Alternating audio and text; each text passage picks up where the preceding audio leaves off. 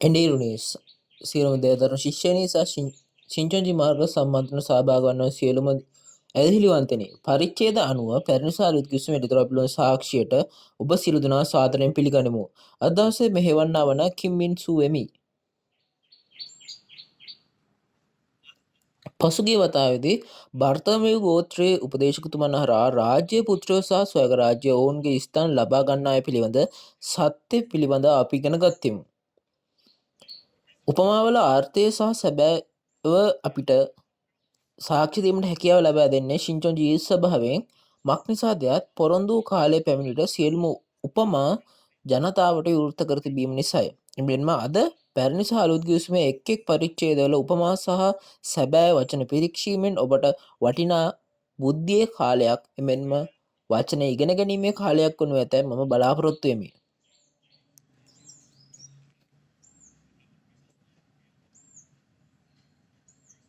මුලින්ම අප සියලු දෙනා එක සිතින් යාඥා කරමු.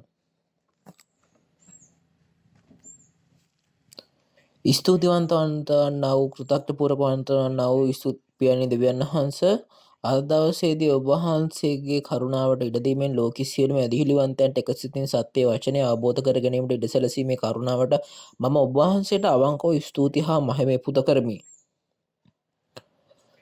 අද මේ වටිනා කාලය තුල පරිච්ඡේද 90 පැරණි සහ අලුත් ගිවිසුම එළිදරව් පිළිබඳ සාක්ෂි වන ශින්චොන්ජි මාර්ග සම්මන්ත්‍රණය හරහා එක් එක් පුද්ගලයාගේ හදවට ස්වර්ගීය වචනය ලබා දෙන බව මම විශ්වාස කරමි. මේ වචනය තුළින් දෙවියන් වහන්සේ කැමැත්ත සම්පූර්ණයෙන් තේරුම් ගැනීමට සහ ඒ කිරීමට අපට උදව් කළ මැනව. අපට සදාකාලික රාජ්‍ය සඳහා ඒ මාර්ගයෙන් ළඟා විය හැකි බැවින් දැන් අප දෙවියන් වහන්සේ වචන තුල එකක් බවට පත් විය යුතු බව මම විශ්වාස කරමි. පීඩා හෝ අපහාස කිරීම නොව දෙවියන් වහන්සේ කැමැත්තේ කේන්ද්‍රයට පැමිණිය යුතු බව අපි තේරුම් ගතිමු. මේ මෙතන සිටිනා වූ සියලුම සේවකයන් ඔබට බාර කරමි. මේ සියලුම දේවල් යේසුස් වහන්සේගේ නාමයෙන් යාඥා කරමි. ආමෙන්. දැන් මේ උපමාව සහ සාක්ෂිය ලබා දීමේ කාලය. අද දවසේ 9 වෙනි පාඩම ස්වර්ග රාජ්‍යයේ රහස වර්ග දෙකක බීජ සහ අස්වැන්න නිලීම යන වචනේ සාක්ෂි වනු ඇත. ඔබ මේ වචනේ සවන් දෙන විට ඔබගේ හදවත හොඳින් විවෘත කර වටිනා අවබෝධ කරගැනීමේ කාලයක් වනු ඇතයි මම බලාපොරොත්තු වෙමි. අද අපිට පණිවිඩය ලබා දෙන මතෙව් ගෝත්‍රයේ දේශක ජින්සොන් කිම් පිළිගනිමු. ස්වර්ගයේ සහ සදාකාල ජීවනයේ බලාපොරොත්තුවෙන් සිටිනා සියලුම එඬේරුණි දේවදූතන් ශිෂ්‍යයනි ශුද්ධවන්තයනි ඔබ සියලු දෙනාට ආයුබෝවන්. මම ජින්සොන් කිම් වෙමි. ශින්චොන්ජි මතෙව් ගෝත්‍රයේ ජෙමු ෆෝ සභාවේ ප්‍රධානියා වෙමු. අද දවසේදී පරිච්ඡේද 90 පැරණි සහ අලුත් ගිවිසුමේ එළිදරව් පිළිබඳ සාක්ෂිය පිළිබඳ ශින්චොන්ජි මාර්ග සම්මන්ත්‍රණය සහභාගී වෙන ඔබ සියලු දෙනාටම සැබවින්ම ස්තුතිවන්ත වෙමු. අද දවසේ අප ඔබ සමග මෙනෙහි කරන්න යන දෙවියන් වහන්සේ වචනය ද්විතීක පාඩම් මාලා අංක 9 ස්වර්ග රාජ්‍ය රහස බීජ වර්ග දෙකක සහ අසන්නලීම. මේ සඳහා පාඩේ බඩපත් වෙන්නේ මතෙව් 13 සහ එළිදරව් 14 වේ. මෙම සම්මන්ත්‍රණ සවද්දන එඬේරුන් අතර ඔබගෙන් සමහර අයෙකු මේ දැනටම දන්නා අය සිටිය හැකි අතර සමහරුන් තවමත් නොදන්නා අය විය හැක. කෙසේ නමුත් අද දවසේ ඔබගේ හදවත හොඳින් විවෘත කර මා පැහැදිලි කරන දෙයට හොඳින් සවන් දීමට ඔබට හැකි නම් මම එය අගය කොට සලකමි. මුලින්ම අද දවසේ ප්‍රධාන පාඩය කෙටියෙන් මම හඳුන්වා දෙන්නම්. එනම් මතෙව් 13. මතෙව් 13 යනෝ ස්වර්ග රාජ්‍ය රහස ගැන යේසුස් වහන්සේ උපමා වලින් කතා කළ ස්වර්ග රාජ්‍ය රහස් අඩංගු පරිච්ඡේදයයි. අද අප පරීක්ෂා කරන මතෙව් 13 සහ එළිදරව් 17 මූලික අන්තර්ගතයේ වපුරන සහ අස්වැන්න වර්ග දෙකක අනාගත වාක්‍ය සහ ඉෂ්ට වීමයි. මතෙව් 13 යේසුස් වහන්සේ ස්වර්ග රාජ්‍ය රහස ගැන උපමා කිහිපයක් පැවසුවා.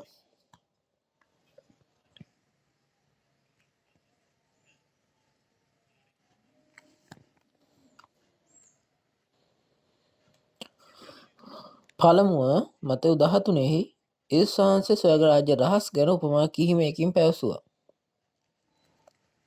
පළමුව එතුමන් වහන්සේ 1 සිට 9 දක්වා පදවල වැපිරිමි උපමා ගැන කතා කළ අතර පසුව 18 සිට 23 දක්වා වැපිරිමි උපමාව සැබෑව කුමක්ද කියා එතුමන් වහන්සේ ඒක කියා දුන්නා.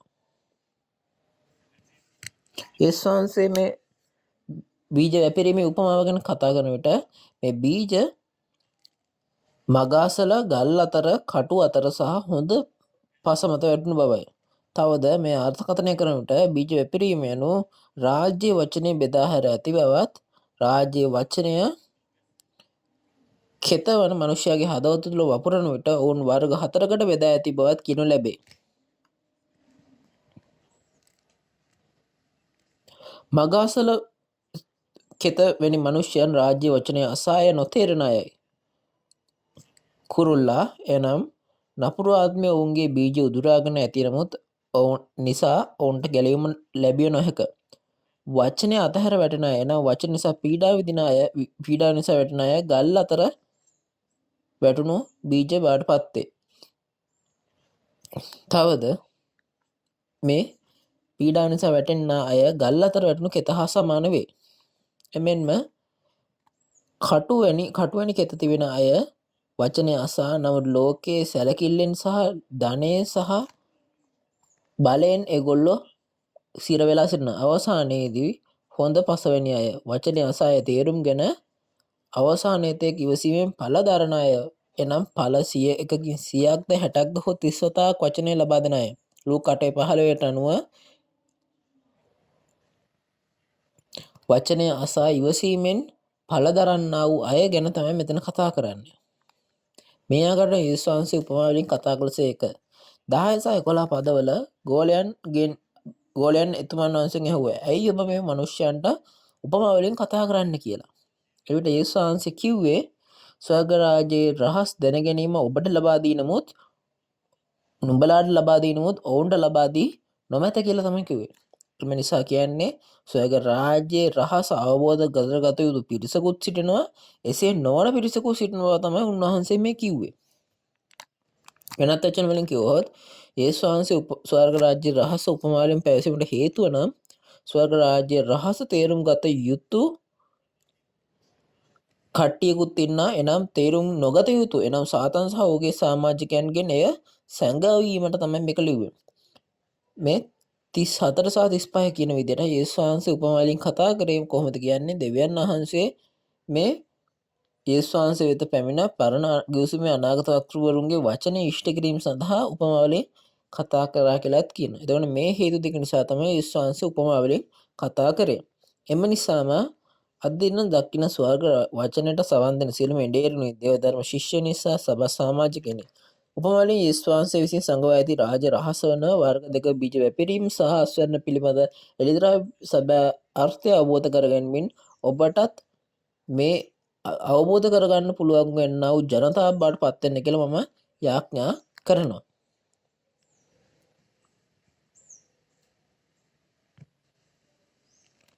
දැන් අපි අද දවසේ මාතෘකාව උදෙස ගොස් බලමු. ස්වර්ග රාජ්‍ය රහස, බීජ වැපිරීම සහ අස්වැන්න එළීම. අපි ඉක්න ගන්නා පරිදි මේ වර්ග දෙක බීජ මත 13 පළමු පැමිණීමේදී වැපුරා ඇති බව වාර්තා වෙනවා. එසේනම් බයිබල ඉතිහාසය හරහා මේ වර්ග දෙක බීජ වැපුරුම් ලැබුවේ මන්දයි කියා දෙවියන් වහන්සේගේ මේ කතාව සොයා බලමු. දෙවියන් වහන්සේට නැති වූ තමාගේ ගෝලීය ගම්මාන නැත ලබා ගැනීම සඳහා දෙවියන් වහන්සේ සෑම යුගයකම තමයි තෝරාගත් ජනතාව සමග කිවිසුමක් ඇති කරගත් අතර ඔවුන් අතර පැරණි කිවිසුමේ ආබ්‍රහම්ගෙන් පැවැතෙන මානසික ඊශ්‍රායලුන් සමග කිවිසුමක් ඇති කරගත්තේය. නික්මයම 19:5 ඉඳන් 6 දී දෙවියන් වහන්සේ මානසික ඊශ්‍රායලුන් සමග කිවිසුමක් ඇති කරගත් අතර නුඹලා මාගේ වචනට ඇහුම්කන් දෙන්නේ නම් නුඹලා මාගේ කිවිසුම ආරක්ෂා කරන්න ඕන බලා රාජ්‍ය පූජකයන් කරන බවට එනම් සුද්ධ සෙනගක් සුදු ජාතියක් බවට පත් කරන බවට එතුමාන් වහන්සේ පොරොන්දු වූසේක. කෙසේ වුවද මානසික ඊශ්‍රායලයන් දෙවියන් වහන්සේ සමග ඇති කර ගිවිසුම නොපැවැත්වූ අතර විජාතික දෙවිවරුන් නමස්කාර කළ නිසා ඔවුන් දෙවියන් වහන්සේ ඉදිරියේ පව් කරහ. මේ සම්බන්ධයෙන් හොෂයා 6:7 සහ 1 රාජාවලිය 11 එතුමාන් වහන්සේ පවසන්නේ සලමන් සහ මානසික ඊශ්‍රායල්වරු ආදම් මෙන් ගිවිසුම කඩ කර දෙවියන් වහන්සේ ඉදිරියේ කැරලි ගැසූ බවයි. එතකොට මේ ඇත්තෙන්ම සලමොන්ගේ ගිවිසුම කඩ කර ඔවුන් ඒගොල්ලෝ ඇත්විහිල්ල අත්හරින්නේ ඒ දවසේ. එහි ප්‍රතිඵලයක් වශයෙන් මාංශික ඊශ්‍රායලය විජාතීන් විසින් විනිශ්චය කරනු ලැබුව මෙන් විනිශ්චය කරන විට ආබ්‍රහම්ගෙන් පැවතෙන්නන්ගේද අවසාන දක්වා දෙවියන් වහන්සේව විශ්වාස නොකළේ ඔවුන් ආදම්ගේ ජාන සමග පෞකාර ජාන සමග උපත ලැබුණු නිසා ඔවුන් පව් කර නැවත සලමුන්ගේ කාලයේදීත් නැවතත් පව් කරා. මේ ආකාරයෙන් මානසික ඊශ්‍රායලය ගිවිසුම කඩ කර ඇදහිල්ල අත්වන විට දෙවියන් වහන්සේ පරණ ගිවිසුමේ අනාගත වක්තෘවරුන් හරහා අනාගතය වාක්‍යයක් පොරොන්දුය. මේ තමයි යෙරමියා 31 තිබෙන්නා ප්‍රධාන අනාගත වාක්‍ය බවට පත් වෙන්නේ. යෙරමියා 31:22 දෙවියන් වහන්සේ අලුත් දෙයක් නිර්මාණය කරන බවට අනාගත වාක්‍ය කීසේක. එතකොට මොකක්ද මේ අලුත් දෙය කියන්නේ කුමක්ද? එය මෝසෙස්ගේ කාලේ ඇති කරගත් ගිවිසුමට වඩා වෙනස් වන අතර එය ආදම්ගේ පෞකාර ජානවලින් උපන් ඇදහිල්ල අත්තල තෝරාගත් ජනතාව නොව අලුත් තෝරාගත් ජනතාවක් කරා අලුත් ජාතියක් සහ අලුත් ජනතාවක් නිර්මාණය කිරීමේ අලුත් කාර්යයකි. අතීතයේ පව් කර තිබ්බ වගේ මේක පව් කරලා අයින් වෙන්නේ නැහැ. මේ එලිතරව 21 දී සම්පූර්ණ කිරීම නිමිත. එතකොට අලුත් නිර්මාණය කරන දෙවියන් වහන්සේගේ අලුත් දෙය කුමක්ද? එමෙන්ම වර්ග දෙකක බීජ වපුරන බවත් අලුත් ගිවිසුමක් ඇති කරන බවත් එතුමාන් වහන්සේ යෙරමියා හරහා පොරොන්දු වෙනවා. පළමුව වර්ග දෙකක බීජ ගැන දැන ගැනීමට අපි යෙරමියා 31:27 ගොස් කියවා බලමු. බලව මම ඊශ්‍රායල් වංශයේද යුද වංශයේද නැමැති කෙත්තල මනුෂ්‍ය බීජ සහ මුර්ග බීජ වපුරන දවස් වෙමිනින්නේ යැයි ස්වාමීන් වහන්සේ කියන සේක. ඔව් ඔබ කියූ පරිදි ඊශ්‍රායලයේ සහ යුදාහි කෙත්වල මනුෂ්‍ය බීජ සහ මුර්ගයන්ගේ බීජ වපුරන දවස පැමිණෙන බව දෙවියන් වහන්සේ පොරොන්දු වෙලා තියෙනවා. එනම් මෙතනදි කියන්නේ කොහොමද වර්ග දෙක බීජ එකම කෙතක වපුරන බව තමයි කියලා තියෙන්නේ. තාද මේ පොරොන්දුවේදී වසර 600ක් පමණ ප්‍රචාර වීමට ඉඩ හරින ලදී. ඉන්පසුව දෙවියන් වහන්සේ යේසුස් වහන්සේ වෙත පැමිණ මේ පොරොන්දු අනාගතයක් ඉෂ්ට කළසේක.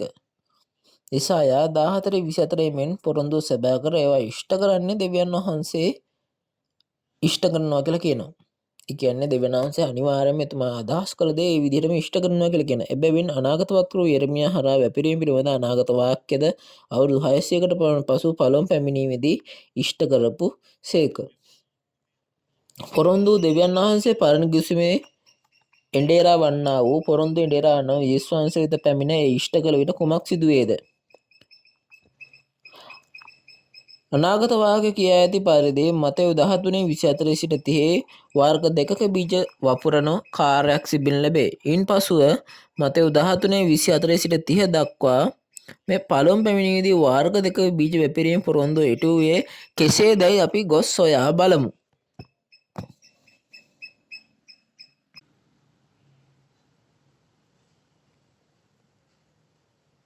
එතකොට 24 වෙනි පදයේදී කියන්නේ කොහොමද? යේසුස් උන්වහන්සේ ඔවුන්ට තවත් උපමාවක් ඔවුන් දක්වමින් තමාගේ කෙතේ හොඳ බීජ අපුල මිනිසෙකුට ස්වර්ග රාජ්‍ය සමාන කරනු ලැබේ. මනුෂ්‍යයන් නිදා සිටියදී ඔහුගේ සතුරා ඇවිත් තිරිඟු අතරේ කිරිඳි අපුරා ගියේය.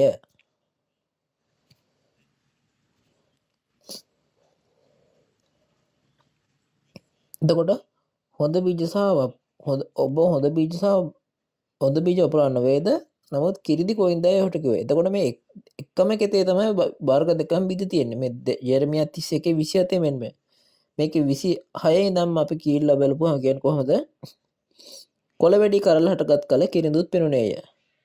එවිට ගෙදර ස්වාමියාගේ දාස ඇවිත් ස්වාමිනි ඔබගේ කෙතේ හොඳ බීජ වපුලා නොවේද? එසේනම් කිරිඳි කොයින්දයි ඔහුට කිව්වෝය. සතුරෙක් මේක කළා තිබේ ඔහු කිව්වේ. එවිට දාසයෝ කතා කොට එසේ වී නම් අප ගොස් එය උදුරවා දමනවාට ඔබ කැමති දෑ ඔහුගෙන් ඇසුවෝය.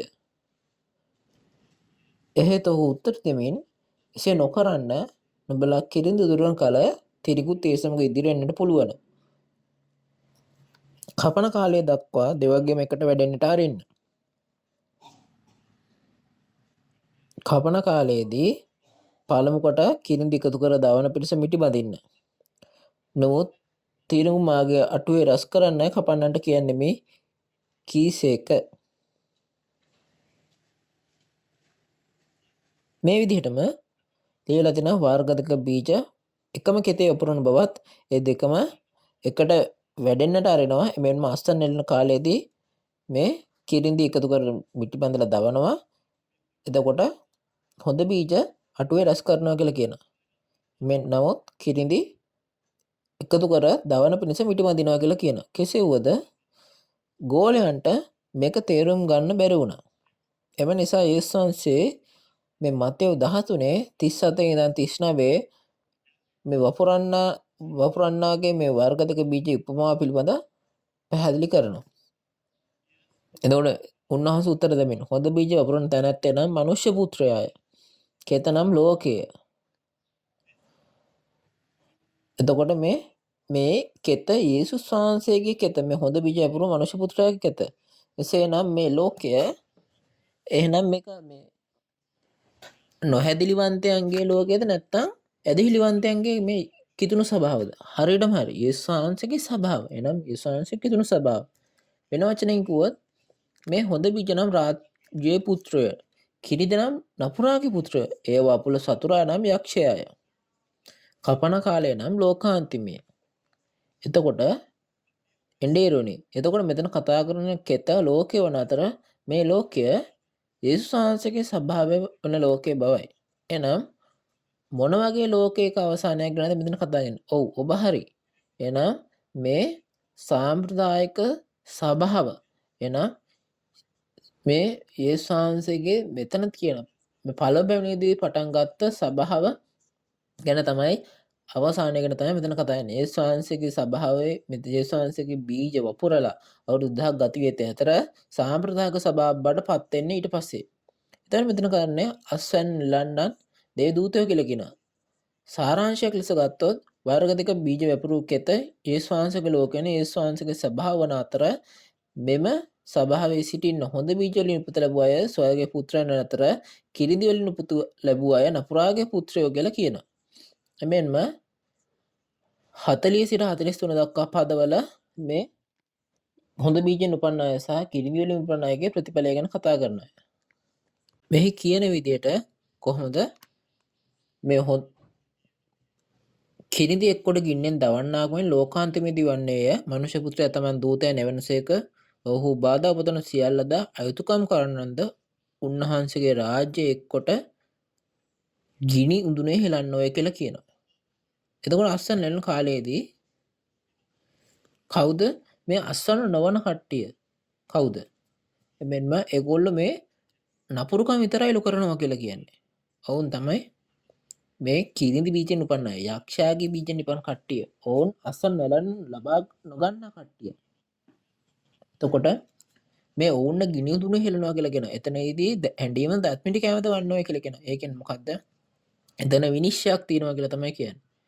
මේ 43 වන පදේ පවසන්නේ එකල ධර්මිෂ්ඨව තමුන්ගේ පියාණන්ගේ රාජ්‍යයේ සූර්යයන්ෙන් බබලන්නෝය. එසේමන කන්න ඇත්තේ අසාවා කියලා තමයි කියන්නේ. එතකොට මෙතන ධර්මිෂ්ඨයන් යනු දෙවියන් වහන්සේ බීජයෙන් උපන් ජනතාව වන යහපත් බීජය වෙන ජනතාව. එනම් අස්වැන්න නෙලා ගත්තය. එතකොට එසේනම් ඊට පස්සේ මම ඔයගලන්ට මේ පින්තූර වලින් මේ මතෙව් 13 24 සහ 30 37 සිට 39 40 සිට 43 කියන වචන වල සාරාංශය මේ පින්තූරකින් මම කියලා දෙන්නම්. මුලින්ම මෙතනත් කියනවා කොහොමද වර්ග දෙකක බීජ එකම කෙතේ වපුරනවා කියලා කියනවා. එතකොට මේ වර්ග දෙක බීජ මොනවාද? ඔව්, ඔබ හරි. ඒක තමයි දෙවියන් වහන්සේගේ බීජය හොඳ බීජය. එමෙන්ම යක්ෂයාගේ බීජය නම් කිරිඳි බීජය. එමෙන්ම මේ හොඳ බීජ වපුරන තැනැත්තේ නම් මේ යේසුස් වහන්සේ වන අතර මනුෂ්‍ය පුත්‍රයා නම් වන යේසුස් වහන්සේ කිරිඳි බීජ වපුරපු කට්ටිය එනම් යක්ෂයා සහ යක්ෂයාගේ ඬේරු. මේ වර්ග දෙකකම බීජ වපුරපු එකම කෙත කොහෙද? මේ තමයි කොහෙද? මේ තමාගේ කෙත. එනම් යේසුස් වහන්සේ කෙතේ එනම් ක්‍රිස්තියානි සභාව. එතකොට මේ වර්ග දෙකක බීජ දෙවගේම එකට වැඩෙනවා අවසාන කාලේ නම් අස්වැන්න නෙළන කාලය දක්වා. මෙම අස්වැන්න නෙළන කාලයේදී මතෙව් 13 සිට 19 කියන පරිදි මේ අස්වැන්න නෙළන කාලය ලෝකාන්තිම කාලය වන අතර අනම් මේ කිතුණු සභාවේ අවසානය නම් දූෂිත සාම්ප්‍රදායික සභාවේ අවසානය ගැන තමයි මෙතන කතා කරන්නේ. මේ අනුව දෙවියන් වහන්සේ බීජෙන් උපන් අය දෙවියන් වහන්සේගේ ස්වර්ගීය පුත්‍රයෝ හෝ යක්ෂයාගේ බීජයෙන් උපන් අය එනම් නපුරේ පුත්‍රයන් අතර වෙනස අස්වැන්න නෙළන තෙක් හොයාගන්න බෑ. එතකොට අස්වැන්න නෙළන අවස්ථාවේදී තමයි මේක වෙන් කර හඳුනගන්නේ. එතකොට මේගොල්ලෝ අතර වෙනස කියන්නේ කොහොමද? ඔව් හරියටම හරි. අස්වැන්න නෙළන කාලයේදී මේ දෙවියන් වහන්සේගේ බීජෙන් උපන් අය මේ ඒගොල්ලෝ අස්වැන්න නෙළන කට්ටිය ඒගොල්ලෝ අටුවට අස්වැන්න නෙළනවා. ඔවුන් රාජ්‍ය පුත්‍රයන් වෙනවා. දැන් යක්ෂයාගේ බීජෙන් උපන් අය යක්ෂයාගේ පුත්‍රයන් බවට පත් වී මිටි බැඳ තමාගේම කෙතේ සිටිනවා. එතකොට ඔවුන්ට මේ ගිනි හුඳුනේ හෙලනවා කියලා කියන අස්වැන්න නෙළවිට මේ මම දෙවියන් වහන්සේ බීජෙන් උපත ලැබුවෙක්ද මම දෙවියන් වහන්සේගේ දරුවෙක් එහෙම කියලා කොච්චර කිව්වා ඔවුන් තමාගේ කෙතේම ඉතුරු වෙලා ඉන්නා නම් අස්වැන්න නෙළා නොකරගෙන ඉතුරු වෙනවා නම් ඔවුන් කවුරු බඩට වතන? ඔව් ඔබ හරි. ඔවුන් යක්ෂයාගේ පුත්‍රයෝ වෙනවා නපුරාගේ පුත්‍රයෝ කියලා කියනවා. එතකොට මේ කියන වචන මගේ වචනද? මේක බයිබලයේ වචනද? මේවා මේ බයිබලයේ තිබෙන මතෙව් 13 වචන. එසේනම් මම පොරොන්දුවට පරිදි මාව අස්වැන්න නෙලා ගත්ත කෙනෙක්ද? එහෙම නැත්නම් මාව අස්වැන්න නෙල්ලේ නැද්ද? මේ අස්වැන්න නෙලන කාලයේදී ඔබ අස්වැන්න නෙලන්න කියන්නේ මම අස්වැන්න නෙලන දෙවියන් වහන්සේගේ දරුවෙකුට සාක්ෂියක් දිය යුතු බව අපි වටහා ගත යුතුයි. එතකොට මේ බීජ පුරා අවුරුදු 2000ක් වෙනවා.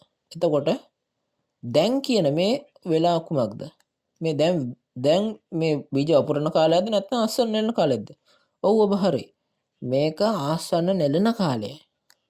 දෙවන පැමිණීමේදී මතෙව් 13 පොරොන්දු පරිදි අපි දෙවියන් වහන්සේගේ බීජෙන් උපන් අයව නෙලා ගත යුතුයි. එහෙනම් අස්වැන්න නෙලා ගැනීමේ ක්‍රියාවලිය ගැන අපි ගිහිල්ලා බලමු. අපි එළිතරව 14 ඉඳන් 16 දක්වා කියවලා. තවද සුදු වලාකුළකුත් ඒ වලාකුළ පිට තමාගේ හිසේ රන් ඔටුන්නක් සහ තමාගේ අතේ මුහත් දැක්තා වූ මනුෂ්‍ය පුත්‍රයෙක් වැනි වූ කෙනෙක් වැඩ ඉන්නවා දුටිමි. වෙන දේවදූතයෙක්ද මාලිගාවෙන් නික්ම ඇවිත් වලාකුළ පිට වැඩහුන් තනන් වහන්සේට මහා ශබ්දයකින් මොර ගසා ඔබ වහන්සේගේ දෑගත්තේ මා කැපුවා මැනව මක්නිසාද පොළොවේ ගොයම් පැසී තිබෙන බැවින් කපන කාලය පැමිණි තිබේයයි කීය. එවිට වලාකුළ පිට වැඩහුන් තැනන් වහන්සේ දෑකැත්ත පොළොවට හෙළුසේක පොළොවේ ගොයම්ද කපනු ලැබුවේය. මෙතන කියන විදිහට දේවදූතයා දෑකැත්ත පොළොවට හෙළුව විට පොළොව අස්වැන්න නෙලා ගත්ත කියලා කියනවා. එතකොට මේ අස්වැන්න නෙලන්න දේවදූතයා වන අතර මතෙව් 13 පොරොන්දු පරිදි යේසුස් වහන්සේ දේවදූතයන් සමග පැමිණි විට පළමු පැමිණීමේදී වපුරන ලද බීජයේ ඉදුණු ඵල අස්වැන්න නෙලා ගන්න තමයි දෙවෙනි පැමිණීමේදී එන්නේ. එනම් දෙවියන් වහන්සේ බීජෙන් උපන් අය තමයි සිද්ධ වෙන්නේ. එසේනම් දේවදූතයන් අස්වැන්න නෙලන විට මේ දෑකැත්ත එනම් අස්වැන්න විදිහට මෙවලම අස්වැන්නේ මෙවලමක් විදිහට පාවිච්චි කරන මේ දෑකැත්ත එනම් කොහොමද? මාංශමය හේතුවට අනුව අස්වැන්න නෙලන විට ඉදුණු ඵල දෑකැත්තෙන් කපා දමන්නක් මෙන් වචනේ බීජෙන් උපත ලබන ශුද්ධවන්තයන්ව අස්වැන්න නෙලීමේ මෙවලමක් වන දෑකැත්ත එනම් ශුද්ධවන්තයන් සුභාරංචිය ප්‍රකාශිත කරන දෙවියන් වහන්සේගේ උපකරණයක් බවට පත් වෙනවා. එනම් අස්වැන්න නෙලීමේ කාර්ය සහභාගී වෙන ජනතාව තමයි දෙවියන් වහන්සේ බීජෙන් නිපදිච්ච කෙනා. මේ ආකාරයෙන් දෙවියන් වහන්සේ බීජෙන් අස්වැන්න නෙලන ලද ඵල ඔවුන් 1,44,000 වන සියෝන් කන්දේ සිටින්නා වූ නෑබුල් ඵල බවට පත් වෙනවා. මේක ඉලිතරව 14 1 ඉඳන් 5 ලියා ඇති පරිදි සිද්ධ වෙනවා. මේ ඔවුන්ගේ සැබෑ බවට පත් වනු ඇත. මේ සියෝන් කන්ද තමයි මතෙව් 13 තිබෙන්නා වූ අටුවේ සැබෑව. එළිදරව්ව 14 1 ඉඳන් 5 දී මේ නෑබුල් ඵලවල 1,44,000 නලල දෙවියන් වහන්සේ සහ යේසුස් වහන්සේගේ නම ලියා ඇති බව කියන ලැබේ. මේ ආකාරයෙන් ඔවුන් දෙවියන් වහන්සේ විසින් මුද්‍රා තබන ලද අලුත් ජාති අලුත් ගෝත්‍ර 12 බවට පත්වන අය එළිදරව් 7 තවන්නා වූ. එමෙන්ම මෙතන තිබෙන ආන්දමට දෙවියන් වහන්සේ ඔවුන් මත ඔවුන්ගේ මණ්ඩපයේ විහිදුවා ඔවුන් සමග සිටින බව පැවසූසේක. මේ තමයි අලුත් අහස අලුත් පොළොව ශින්චොන්ජී යේසු සභාව. එනම් දෙවියන් වහන්සේ සහ යේසුස් වහන්සේ ගේ ශුද්ධ නුවර අලුත් එලෙසලම් පැමිණ අලුත් අස්ස අලුත් පොළොව ශිංචොංචි බවට පත් වෙනවා. එතකොට මේ එළිදරව් 21 1 ඉඳන් 4 ඉෂ්ටවීම බවට පත් වෙනවා. එම නිසා රාජ්‍ය පුත්‍රයන් අසන් ලෙන සියොන් කන්දේ සැබෑ වනු අතර ඔවුන් දෙවියන් වහන්සේ අලුත් රාජ්‍ය සහ අලුත් ගෝත්‍ර 12 බවට පත් වෙනවා. මේ දෙවියන් වහන්සේ පොරොන්දු ඉෂ්ට වන්නා අලුත් ගිවිසුමේ කාර්යය සම්පූර්ණ වීමයි. අස්සන් නෙළන යක්ෂයාගේ පුත්‍රයන් සදාකාලික නිරයට හා ගිනිමිලට යන බවත් අස්සන් නෙළන අය දෙවියන් වහන්සේ පුත්‍රයන් ලෙස ගැලවී සදාකාල ස්වර්ග රාජ්‍යයේ ජීවත් වන බවත් මේ වචනයෙන් අවබෝධ කරගත යුතුයි.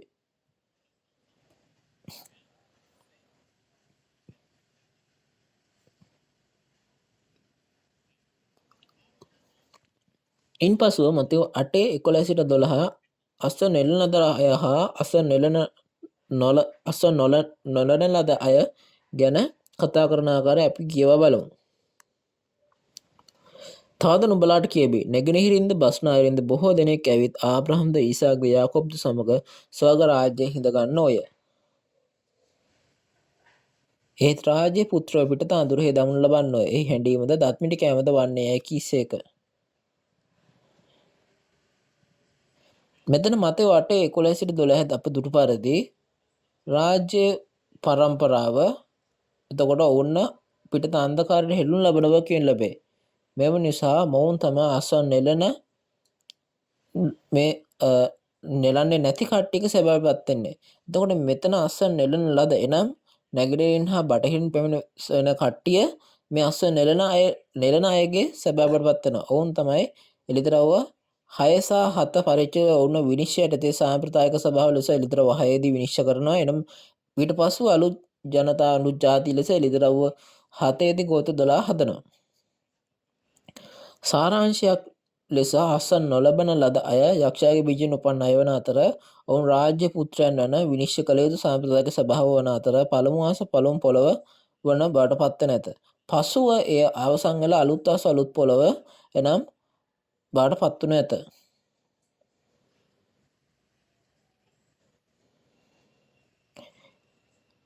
එතකොට දෙවියන් වහන්සේ අරමුණ සහ කැමැත්ත වන්නේ එළිදරව් 7, 14 සහ 21 පරිච්ඡේදවල පොරොන්දුව පරිදි මේ පොළවේ දෙවියන් වහන්සේගේ බීජයෙන් උපන් අය එනම් අසන්න නෙලා මුද්‍රා තැබීමෙන් පසු ශිංචොංජි ගෝත්‍ර 12 අලුත් ජාතිය නිර්මාණය කිරීමයි.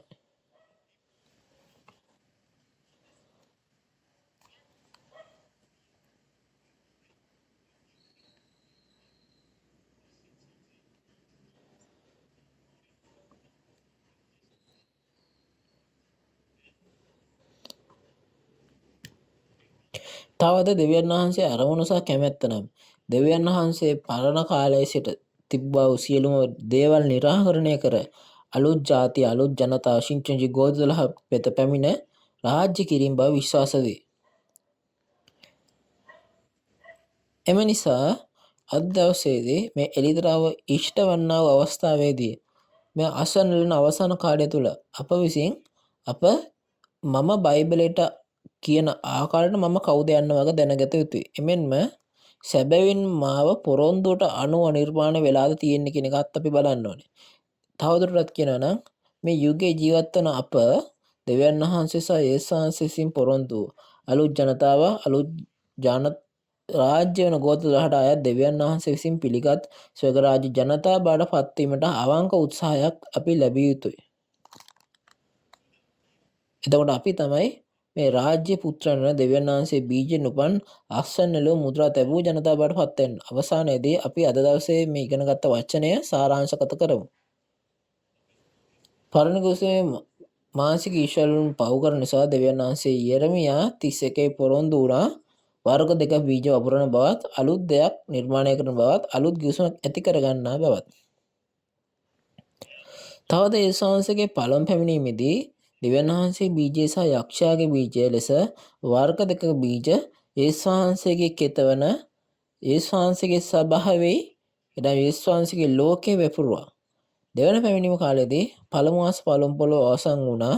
ඊට පසුව අස්වන් නෙලීමෙන් සහ මුද්‍රා තැබීමෙන් ගෝත්‍ර 12 නිර්මාණය කිරීම සඳහා දෙවියන් වහන්සේගේ මේ බීජයෙන් උපන් අයව අස්වන් නෙලන ලදී. එබැවින් දෙවියන් වහන්සේගේ අරමුණ සහ කැමැත්තන්නේ පැරණි සහ දූෂිත දේ ඉවත් කර දෙවියන් වහන්සේගේ බීජයෙන් උපන් අයව අලුත් රාජ්‍ය සහ අලුත් ජනතාව වන දෙවියන් වහන්සේගේ ජාතිය නිර්මාණය කිරීමයි.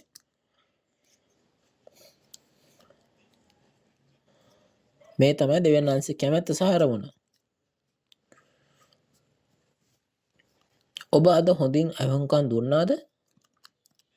ඊළඟ වතාවේදී ප්‍රධාන පාඩේ වඩවත් වෙන්නේ ද්විතීක පාඩම අංක 10 වන අතර. මේ මතේ 24 වන පරිච්ඡේදයේදී කොහොමද ස්වාමීන් වහන්සේගේ දෙවෙනි පැමිණීම සහ ලෝකාන්තමේ ලකුණු.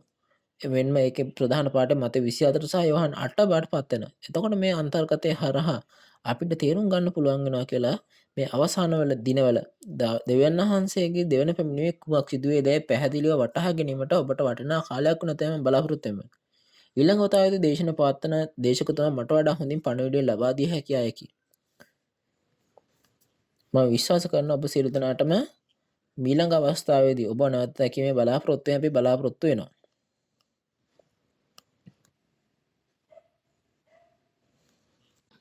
අවසාන වශයෙන් අපේ ව්‍යාවන් කියන අර්ථයෙන් දෙවියන් වහන්සේ තුල සහ යේසුස් වහන්සේ තුල අපි එක යන අර්ථයෙන් අපි හඬනගමු.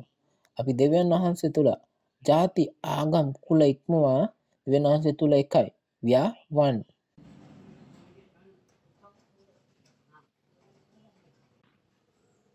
අප සියලු දෙනා දැන් එකට යාඥා කරමු.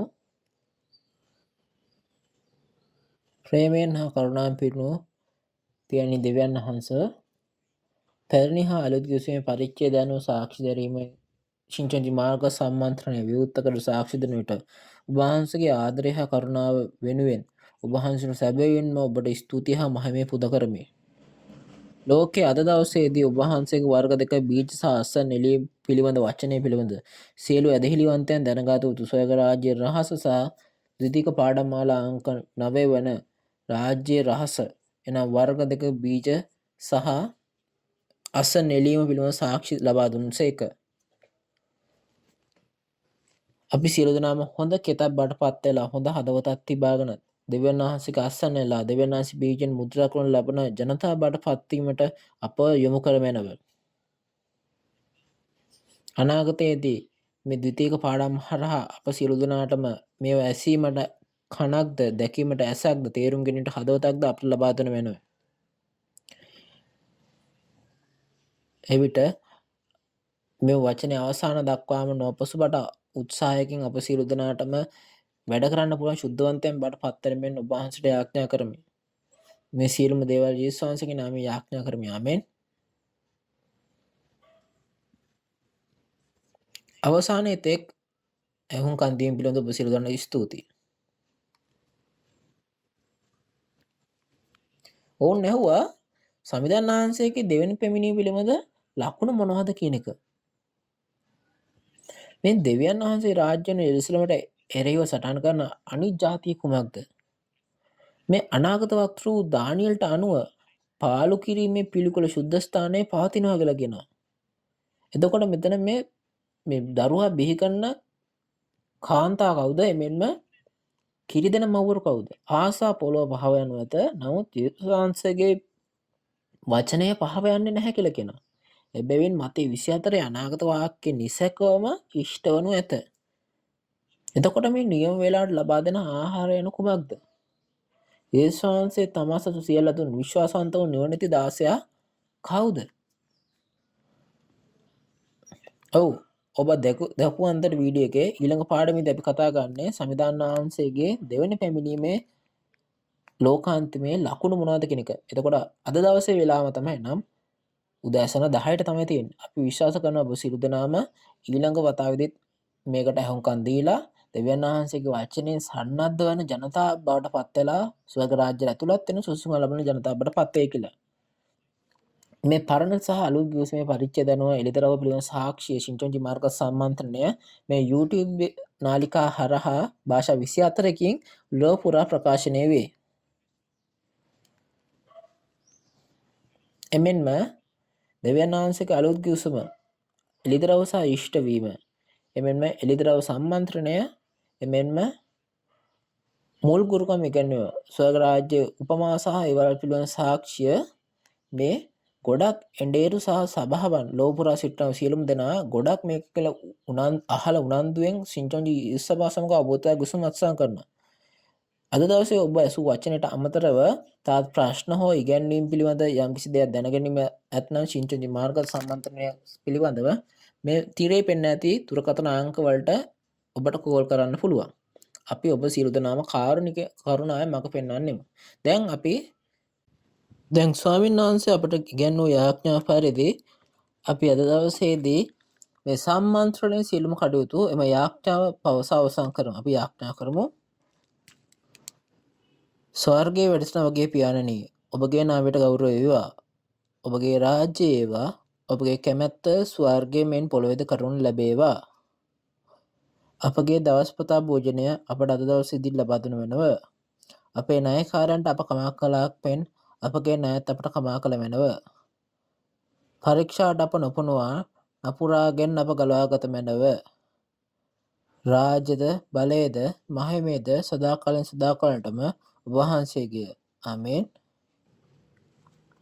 අද දවසේ මෙතන සහභාගී ඔබ සියලුලාටම ස්තුතියි.